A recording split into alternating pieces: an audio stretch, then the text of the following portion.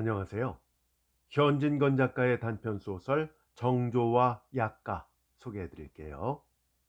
저희 채널 늘 사랑해 주셔서 감사합니다. 구독 신청, 좋아요, 댓글, 그리고 알람 설정까지 해 주시면 채널 운영에 큰 도움이 되겠습니다.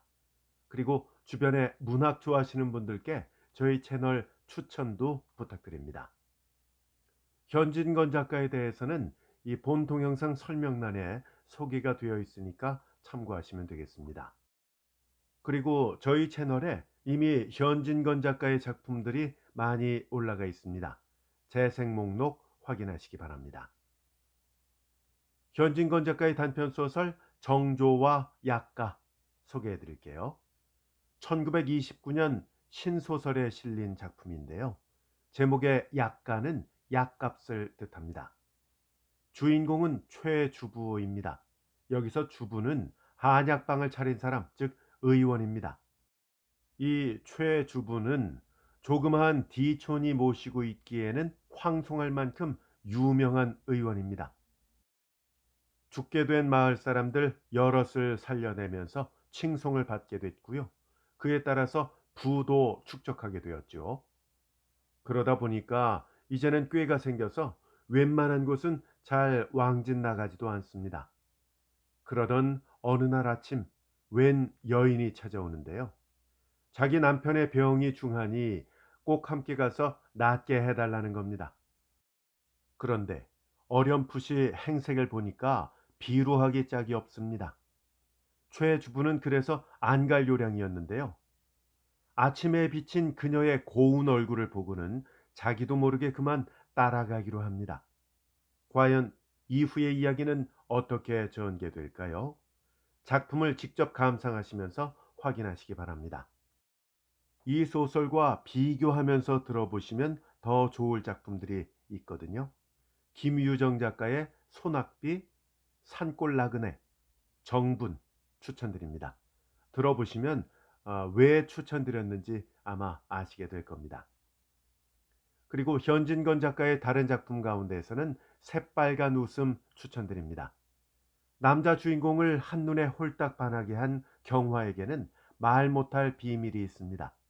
반전이 있는 단편 소설 새빨간 웃음.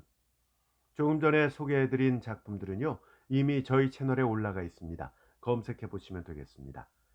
검색이 좀 불편하신 분들은 본 동영상 설명란에 들어와 보시면 링크가 걸려 있으니까 좀 더 손쉽게 만나보실 수 있겠습니다. 그럼 지금부터 현진건 작가의 단편 소설 정조와 약가 낭독해 드립니다. 최 주부는 조그만 디촌이 모시고 있기에도 오감할 만큼 유명한 의원이다. 읍내 김참판댁 손부가 산후증으로 가슴이 치밀어서 금일금일 운명할 것을 단 약 세 첩으로 돌린 것도 신통한 일이오니와 더구나 조보국댁 젊은 영감님이 속병으로 해포를 고생하여 경향의 명의는 다 불러보았으되 그래도 효험이 안 나니까 그 숱한 돈을 들여가며 서울에 올라가서 병원인가 한 데에서 여러 달포를 몸져 누워 치료를 받았었다. 하지만 필경에는 앙상하게 뼈만 남아서 돌아오게 된 것을 이 최주부의 약 두제를 먹고 근치가 된 것도 신기한 이야깃거리다. 이 촌에서 저 촌으로 그야말로 궁둥이 붙일 겨를도 없이 불려다니고 심지어 서울 출입까지 항다반이 있었다. 애병, 어른병, 속병, 헐미 할 것 없이 그의 손이 닿는 데는 마치 귀신이 붙어 다니는 것처럼 신통한 효력을 내었다. 맥도 잘 짚고 침도 잘 놓고 헐미도 잘 째고 백발백중하는 그 탕약이야 말할 것도 없지만은 무슨 약으로 어떻게 만들었는지 그의 고약이야말로 세상에 둘도 없는 명약이었다. 나무하다가 낫에 벤 손가락, 모심기 하다가 거무리한테 물려서 그대로 발이 짓물러 썩어 들어가는데도 그의 고약 한 장이면 씻은 듯이 나았다. 광난을 만나 금방 수족이 차고 맥이 얼어붙는 것도 그의 침 한 대면 당장에 돌린다. 그 중에도 아낙네 사이에 더더욱 평판이 좋았다. 그의 빼어난 재주는 부인병, 더욱이 젊은 부인병에 더욱 빛난다. 김참판댁 손부에게 발휘한 것처럼 산후증에 더욱 묘를 얻었지만 대하증, 오줌 수호태도 영락없이 고쳐주고, 더욱 놀라운 것은 애를 뱉지도 못하는 여자라도 그의 약을 한두 재만 먹으면 흔히 옥동 같은 아들을 쑥쑥 낳아놓는 것이다. 그는 금년에 간당 50살이다. 50살이면 우연만한 늙은이라 하겠수되 머리에 흰털 하나 없이 검은 윤이 흐르는 듯하다. 삶아놓은 게딱지 같은 시뻘건 얼굴빛과 방울빛처럼 둥글고 큼직한 코는 언제든지 기운 좋고 혈흔 좋아 보이었다. 수십 년을 두고 많은 인명을 살려낸 공덕인지 본래 먹을 것 없던 그가 인제 와서는 볕섬이나 추수도 받게 돼서 허리띠가 너누룩해져서 여간 환자는 잘 보지도 않는다. 교훈을 들이대든지 읍내 인력거가 나오지 않으면 그는 좀처럼 동하지 않는다. 그러나 젊고 반죽의레한 여자 환자에게만은 옛날 친절이 아직도 쇠하지 않았을 뿐이다. 망할 자식, 병을 안 보려거든 약국을 집어치우지 하고 그에게 거절을 당한 환자가 덜어는 분개하였다. 약국을 집어치우면 계집은 뭘로 후리노? 이렇게 빈정대는 사내도 하나씩 둘씩 늘었다.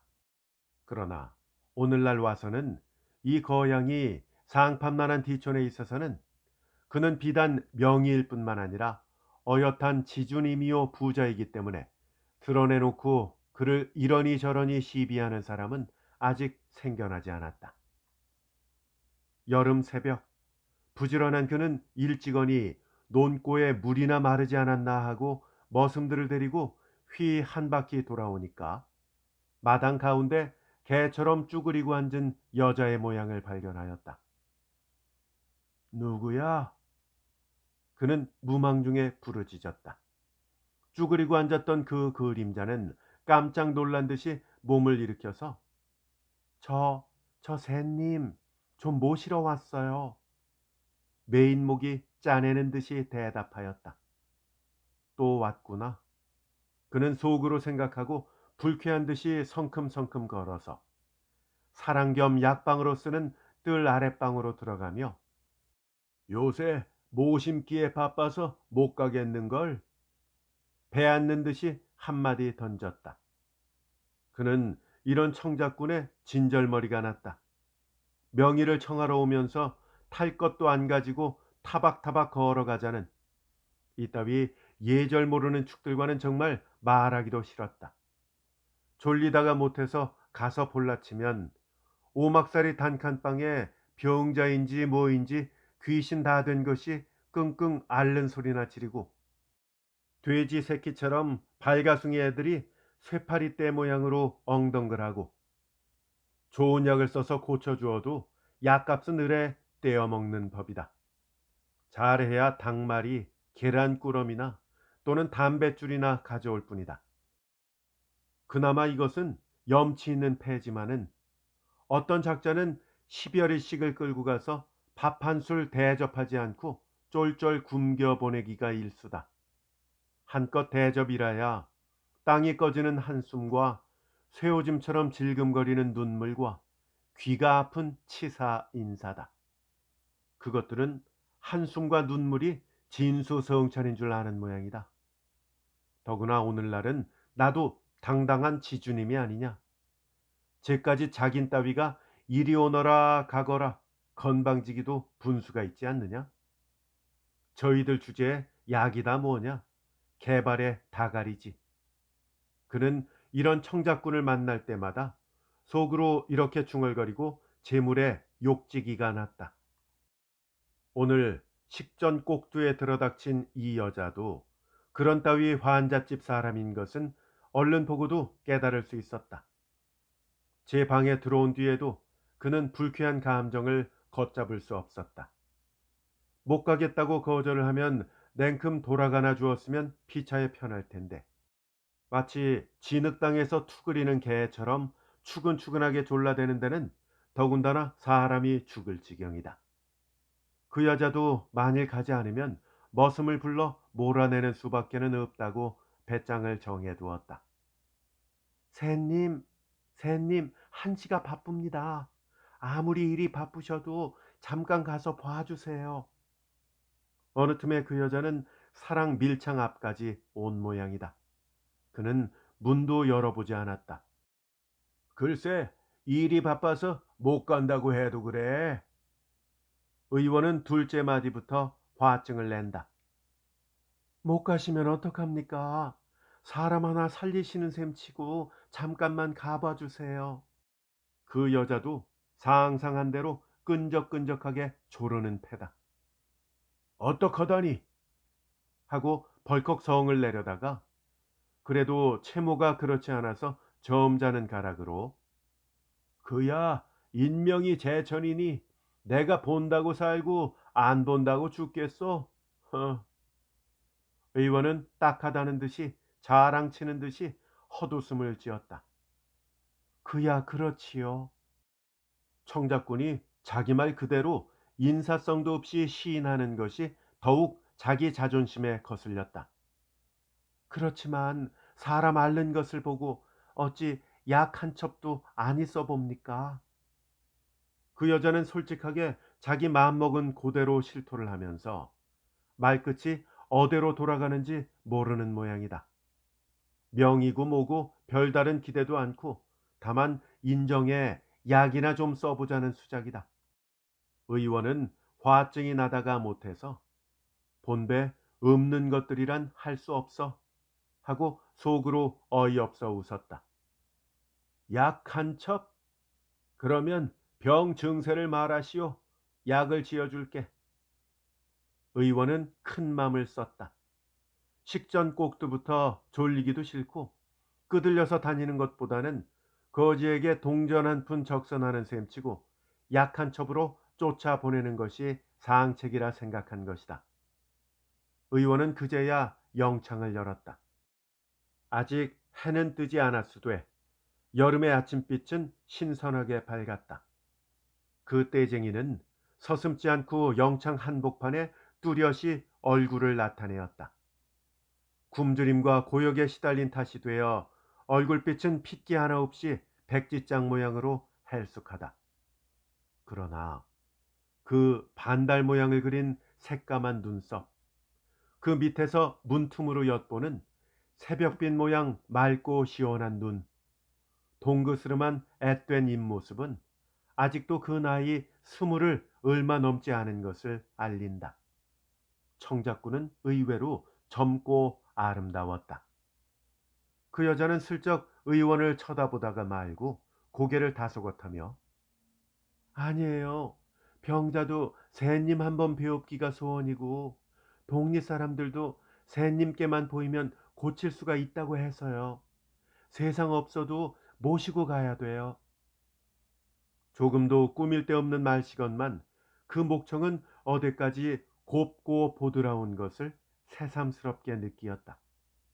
최 주부는 어여쁜 청작꾼의 위아래를 훑어보며 대관절 집이 어디요? 아마 그 동리를 아실 거예요. 여기서 한 10리 안팎밖에 안 돼요. 집을 묻는 것이 가겠다는 뜻인 줄 알고는 청작꾼의 얼굴에는 기쁜 빛이 살짝 돌았다. 10리 안팎? 이 여름에 가깝지 않은 길인데 하고도 의원의 눈 가장자리는 스르르 풀리었다. 그래서 새벽 일찍 왔어요. 낮에 가시자면 더우실 듯해서요. 하고 어여쁜 여자 눈은 안심한 듯이 해주기 웃는다. 너무도 생각하십니다 하려다가 한번 짓가를 빼놓으라고 암만 해도 너무 먼걸 하고 의원은 입맛을 쩝쩝 다시면서도 그의 눈길은 청작꾼의 헤어진 광당포 적삼 속으로 군데군데 드러난 흰 살 위를 헤매었다. 그 여자는 그 눈길을 느끼자 두 손으로 부끄러운 듯이 지 가슴을 여미며 의원의 눈치를 지레 짐작하고 약값은 세상 없어도 해드릴게요. 자배기도 한 개 남았고 농짝도 하나 있답니다. 그걸 다 팔아서라도 약값은 만들어 드릴게요. 하고 그 맑은 눈이 스르르 흐려지며 금방에 눈물이 걸신걸신해진다. 원 천만에 무슨 약값 때문에. 그럼 좌우간 가보지요. 대관절 알른이는 누구요? 아범이에요. 하고 그 여자는 괴었던 눈물을 그에 떨어뜨리고 말았다. 언제부터 알았소?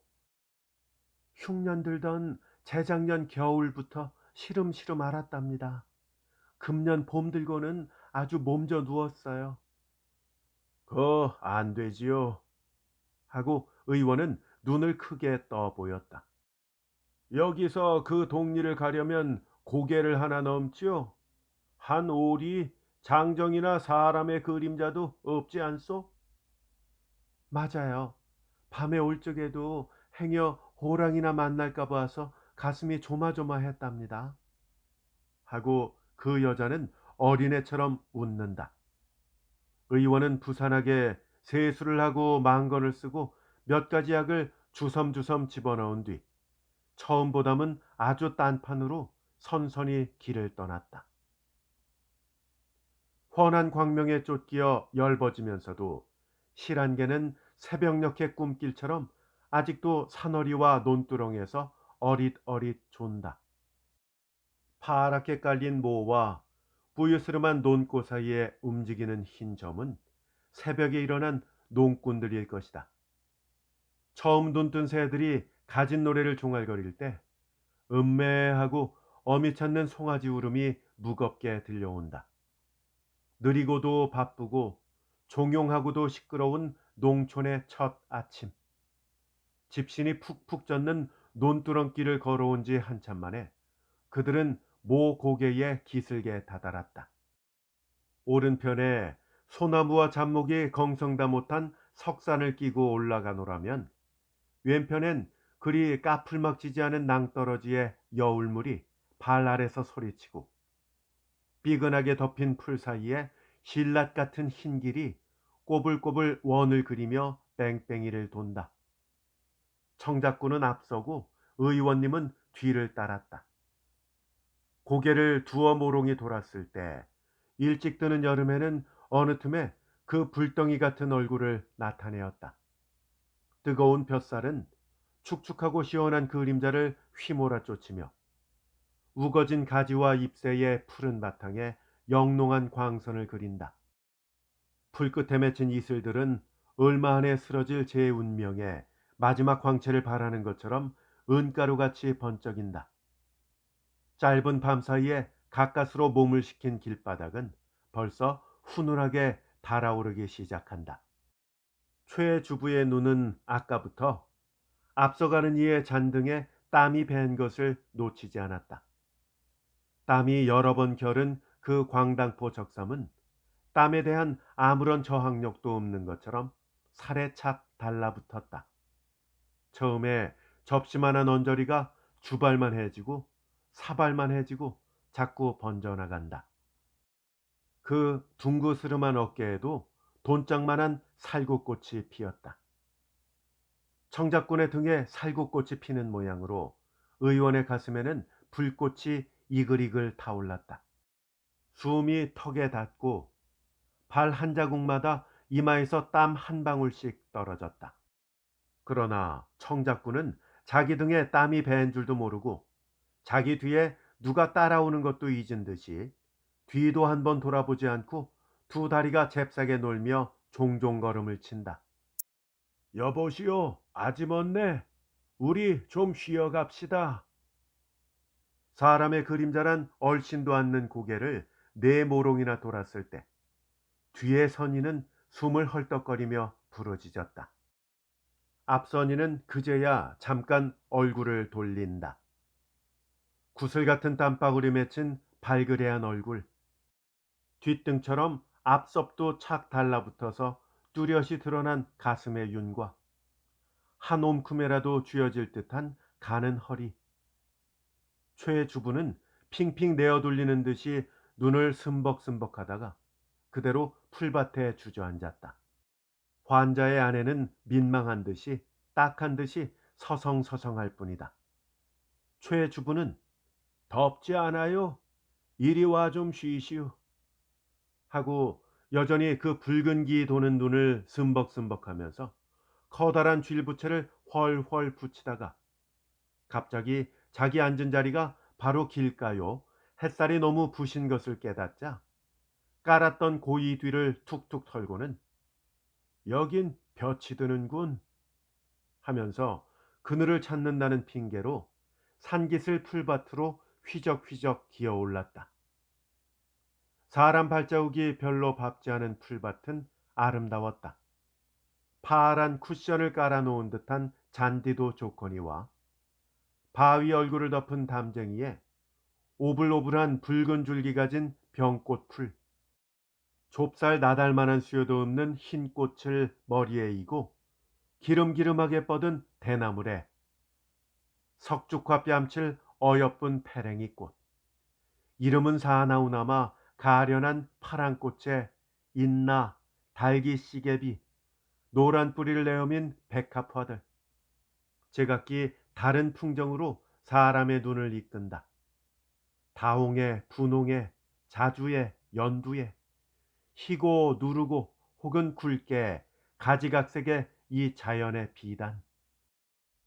의원은 앞으로는 담쟁이 얽힌 바위가 가리고 뒤로는 소나무 숲이 비옥하게 푸른 그늘을 던지는 아늑하고 포근포근한 잔디밭을 필경 발견하였다. 그는 거기 펄썩 주저앉으면서 기슭 아래서 망설이는 청작꾼을 불렀다. 여기가 참 시원하군. 이리 와요. 잠깐만 쉬어갑시다. 청작꾼은 민망한 듯이 또는 난처한 듯이 얼마쯤 주저주저 하다가 필경 올라오고 말았다. 최 주부는 얼른 자기 옆자리를 손으로 한 번 쓰다듬어서 뒤에 온 이에게 앉으란 뜻을 보였다. 그러나 환자의 아내는 그 옆으로부터 한 칸쯤 떨어져서 금방에 날아갈 듯이 쭈그리고 앉았다. 그렇다고 그 여자가 의원을 의심한다거나 못 믿어하는 기색이 조금이라도 있다는 것은 아니었다. 다만 갈 길이 바쁜데 1분 1초를 이러고 보내는 것이 민망한 눈치였다. 그 자리가 여기보다 나아요? 하고 의원은 드러내놓고 부둥부둥 가까이 갔으되 본능적으로 몸을 흠칫할 뿐이요. 환자의 아내는 조금도 경계하는 빛이 없었다. 웬 땀을 그렇게 흘려요? 너무 기어한 모양이구먼. 하고 의사는 물끄러미 어여쁜 청작꾼을 쳐다보다가 벼랑간에 이런 소리를 하며 땀이나 씻어줄 듯이 오른손을 번쩍 들다가 말고 어디 맥이나 좀 짚어볼까요? 하면서 이번에는 왼손으로 그 새새끼 같은 손목을 잡아당겨서 제 무릎 위에 놓았다. 여자는 이마의 머리칼이 사내의 불덩이 같은 뺨을 스치며 앞으로 잠깐 쓰러진다. 법대로 의사의 식지와 장지가 나란히 환자의 맥 위에 놓이자마자 문득 아귀 센 두 손으로 가늘게 떠는 손목을 움켜쥐었다. 그러나 여자는 벼랑간에 독수리에 채인 새 새끼 모양으로 깜짝 놀라면서 손을 빼려 할 겨를도 없이 솥뚜껑 같은 검은 두 손은 또다시 땀에 촉촉하게 젖은 여자의 젖가슴에 구렁이처럼 휘감겼다. 그 여자의 얼굴은 어디까지나 맑고 깨끗하였다. 한 군데 흐린 점도 없고 흥분된 기색도 없다. 슬퍼도 않거니와 분해하지도 않는다. 새파란 잎 사이로 새어 흐르는 햇발처럼 명랑하다. 바람기 없는 공중에 뜬 나비의 나래처럼 종용하고 풀끝에 맺힌 이슬 모양으로 영롱하다. 꼭 아까 모양으로 앞장을 서서 다시금 종종 걸음을 칠 뿐이다. 의원이 도리어 겸연쩍었다. 조금 더 앙탈이라도 하였더면 하고 혼자 웃었다. 정조관념이란 약에 쓰려도 없고 아무한테나 몸을 맡기고도 눈꼽만치도 부끄러움을 모르는 것이 불쾌하였다. 이런 것들은 할 수가 없어 하고 속으로 제법 개탄까지 하였다. 가다가 심심하면 쫓아가서 손도 쥐어보고 뺨도 만져보았건만 그 여자는 그가 하는 대로 맡기고 눈썹 끝 하나 움직이지 않았다. 물결 치는 대로 떠나가는 부평초처럼 걸리면 멈추고 놓이면 또 흘러갈 뿐이다. 하늘가에 흐르는 흰 구름 모양으로 모든 것이 무심하고 심상하다. 마침내 그들은 다 쓰러져가는 오막살이 삽장문 앞에 섰다. 여기가 우리 집이에요. 하고 하염없이 웃어 보인다. 의원은 자기가 지은 죄에 미천해 머리끝이 쭈뼛쭈뼛하는 듯하며 발 들여놓기가 서먹서먹하였다. 문득 여자의 손가락이 사내의 손목에 쇠의 꼬챙이처럼 박혔다. 어서 들어가세요. 우리 아범은 꼭 고쳐주셔야 말이지. 그렇지 않으면 큰일 날 줄 아세요. 하는 나직한 말소리가 의원의 등골에는 찬물을 끼얹는 것 같았다. 의원은 허둥지둥하는 발길로 삽작 안에 끌려 들어섰다. 수숫대로 친 담도 반 넘어 쓰러졌고 집이래야 토막인데 툭 꺼져서 내려앉으려는 지붕은 몇 해를 이지 않은 듯 명색 부엌 한 칸에 거기 잇따라 기역자로 방 두 칸이 형용만 남았는데 황토로 발라놓은 벽에 엉거름이 턱턱 갈라져서 덜어는 떨어지고 덜어는 주둥이를 쳐들고 떨어질 때를 기다린다. 대꼬챙이로 얼기설기 엮은 대에 신문지를 되는 대로 발라놓은 명색 방문을 열고 들어서니 매콤한 냄새가 코를 엄습한다. 그 다음엔 사짜리 깐 방바닥과 신문지 벽에 진을 치고 있던 파리들이 웽하면서 새로 오는 사람에게로 달려든다. 또 그 다음엔 거미처럼 빼빼 마른 4~5살 되는 발가숭이 계집애가 양초 자루만한 다리를 비비 꼬는 듯이 쭈적쭈적거리면서 엄마 소리를 내고는 대번에 삐죽삐죽 울기 시작한다. 방 아랫목엔 환자가 우통을 벗고 배 위에만 헌 두더기를 걸쳤는데 울퉁불퉁하게 드러난 뼈가 가죽 한 겹을 남겨놓고 가까스로 얽매여 있는 듯 이맛점만 불쑥 높고 뺨과 턱 언저리는 훑은 듯이 쪽 발랐는데 만일 뚜룩뚜룩하는 큼직한 눈이 없었던들 아무라도 해골로밖에 안 보게 되었다. 아내와 의원이 들어오는 것을 보고 상반신을 일으키려던 그 환자는 아내의 보드라운 손길에 다시 누웠다.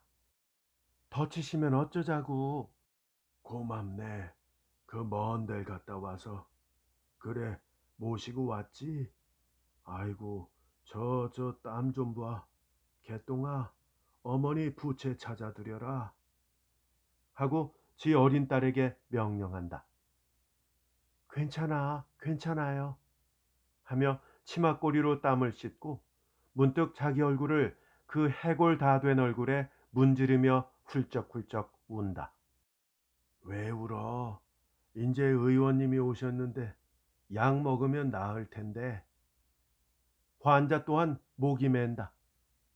뼈만 남은 꼬치꼬치 마른 남편의 손은 아내의 흐트러진 머리칼을 쓰다듬는다. 세상 없어도 나을 거야.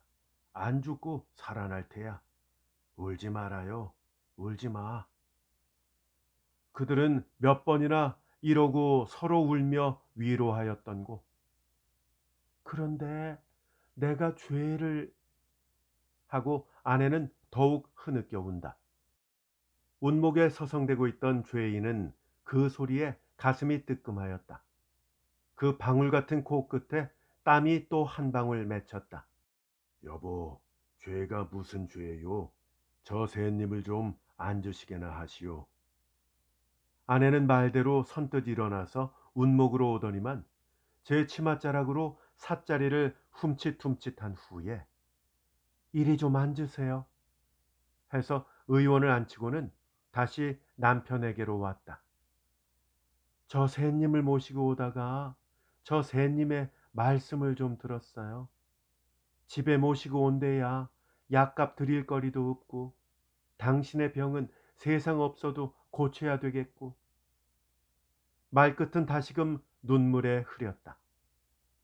아까부터 바늘방석에 앉은 것 같은 최 주부는 그 말에 회오리 바람이 온 몸과 맘을 휩싸고 뒤흔드는 듯하였다. 금세 저 해골바가지가 이를 뿌드득 갈고 일어서며 날카로운 칼로 자기 목을 푹 찌를 것 같았다. 그러나 환자의 대답은 그야말로 천만 뜻밖이었다.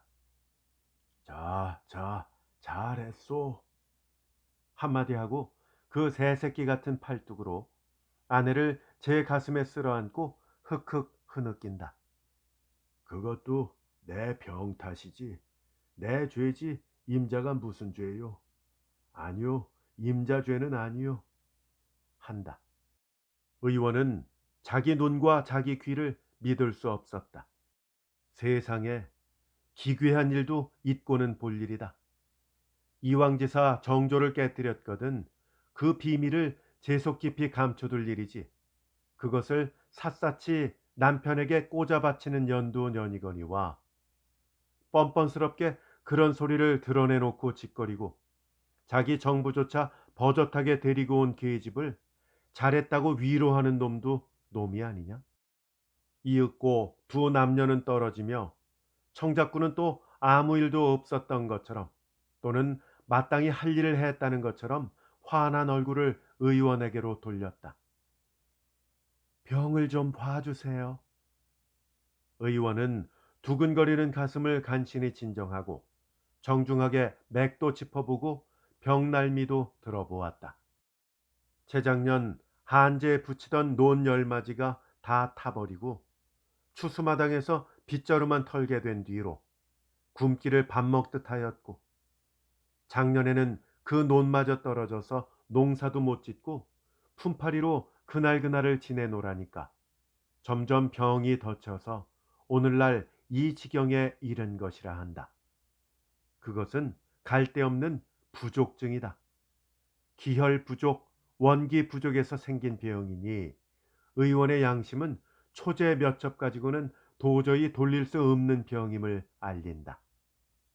의원은 자기가 가지고 온 약재를 골라서 보원탕 세 첩을 지어주고 이 병은 매우 뿌리가 깊으니 여간 나첩으로는 낫지 않을 터인즉 감히 10전 대보탕 한 재는 먹어야 되겠다고 그 약을 지으려면 약재를 가져온 것이 없으니까 돌아가서 지어 보내겠다고 설명했다. 이왕 지은 허물이니 손해는 좀 보더라도 약 한 재쯤으로 삭쳐버리고 한치 앞이 이 괴상한 자리를 떠나려는 배짱이었다. 그러나 그렇게 풀기 없이 제 팔뚝에 쓰러졌던 그 계집은 인제 와서는 여간 아귀가 센 것이 아니다. 자기 남편의 병을 고쳐주기 전에는 한 발자국도 여기서 움직이지 못한다. 한 달이고 두 달이고 얼마든지 약을 써서 기어이 병뿌리를 빼어 놓아야 보낼 터이다. 약재가 없으면 적어주면 몇 차례라도 넘나들면서 가져오겠다. 이렇게 악지를 쓴다. 의원은 환자집 의견에 안이 복종할 수 없었다.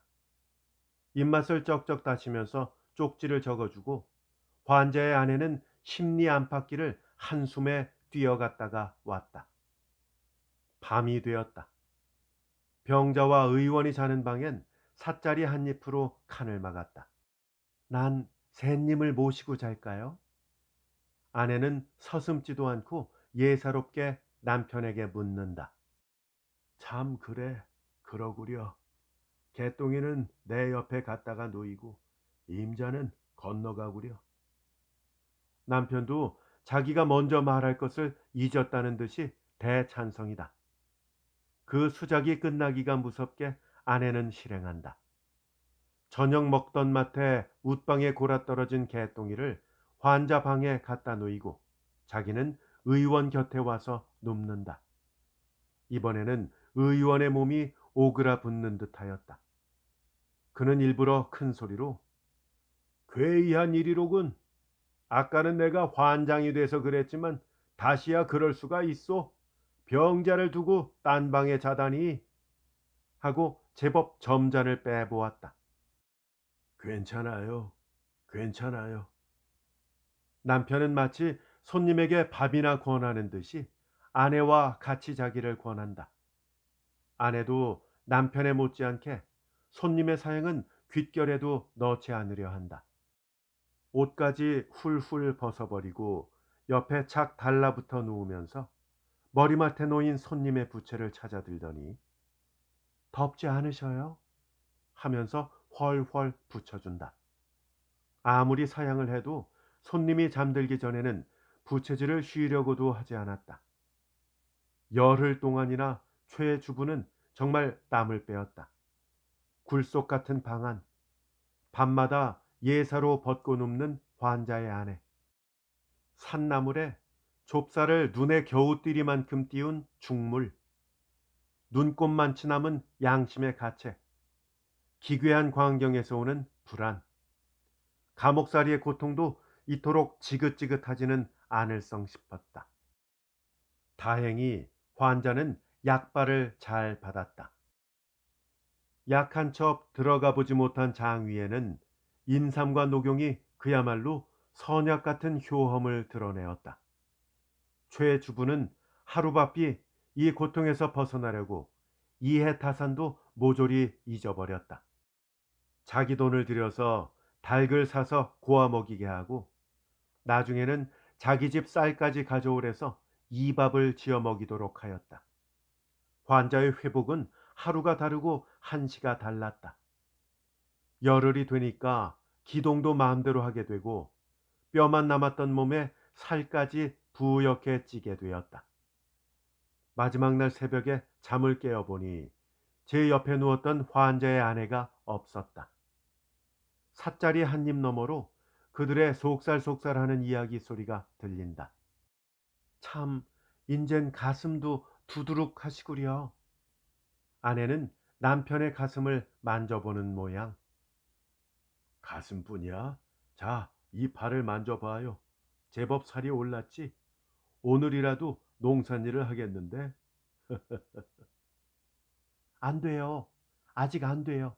좀 조리를 더 하셔야지. 또 병환이 더 찌시면 어떡해. 아내는 질색을 한다. 이제 다시는 병이 안 날 테야. 인젠 두 주먹 쥐고 벌지. 그래도 입에 들어가는 것이 없으면 도적질이라도 할 테야. 안 굶으면 병이 안 나겠지. 이번엔 꼭 죽을 줄 알았더니만 임자 덕에 살았어. 하고 잠깐 말이 그치는 것은 젊은 내외가 으스러지는 듯이 포옹을 하는 모양.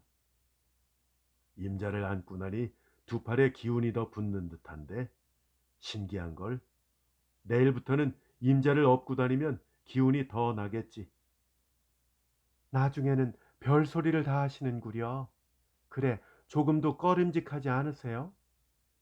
무엇이 꺼림직하단 말이오?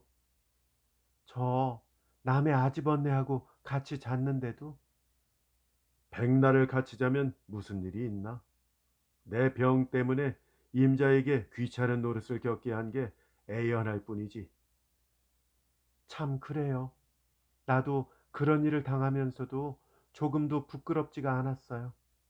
처음엔 가슴이 좀 두근거리더니만 무슨 짓을 하든지 당신 병만 나았으면 그뿐이다 하고 보니까 마음이 고만 가라앉아요.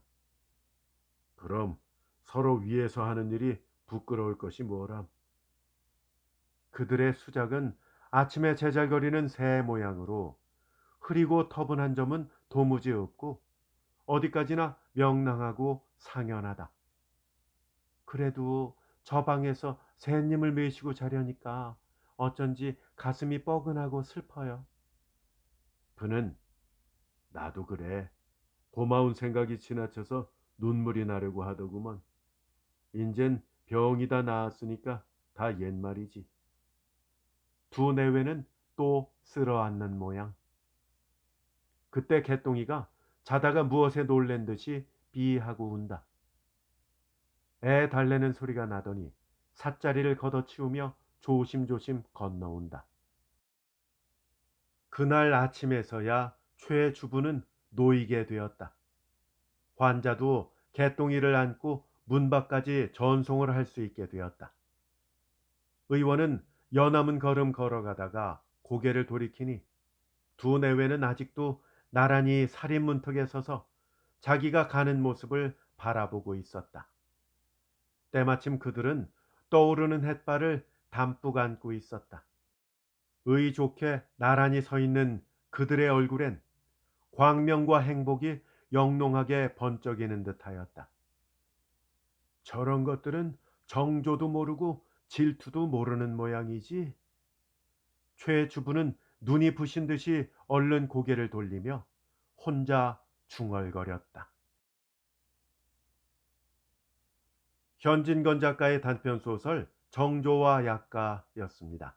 잘 감상하셨는지요? 시대적 빈궁에 내몰린 하층민, 사회적 약자인 인간의 이중성을 보여주는 작품이죠. 일제강점기에 비참한 삶을 살았던 사회적 약자의 이야기가 또 있습니다. 참 마음 아픈 이야기인데요.